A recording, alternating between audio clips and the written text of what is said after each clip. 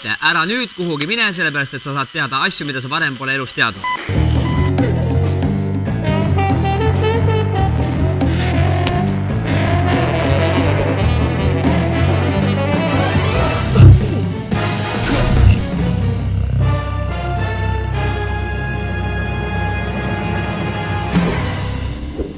Tere!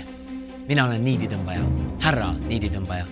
Te pole ilmselt minust varem kuulnud ja see on täiesti normaalne, sest see on minu tööülesanne olla märkamatu.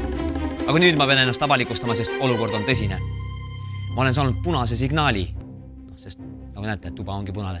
K32-lt ehk hammaste eest vastutavalt riiklikult salateenistusorganisatsioonid, kelle jaoks ma töötan. Õnneks ma ütlesin seda nime nii kiiresti, et see ei jõudnud kuulata, kelle jaoks ma töötan.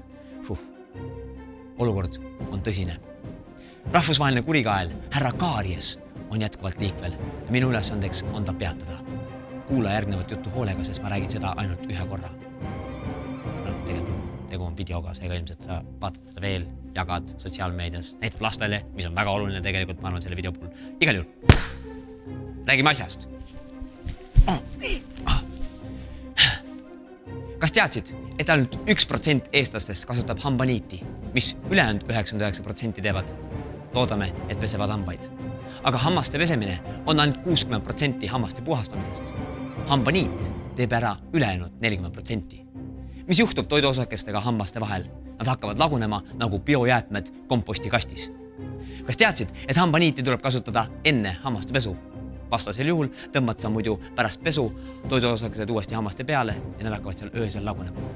Me oleme küll õppimises kõige tublimad maailmas, aga hammaste niiditamises 133. kohal koos Kongo Demokraatliku Vabariigiga. Ja see on kurb statistika. Aga kuna me oleme õppimises nii tublid, siis tundub, et me ei ole lihtsalt niiditamist veel õppinud. Kuidas niiditada? Ma näitan.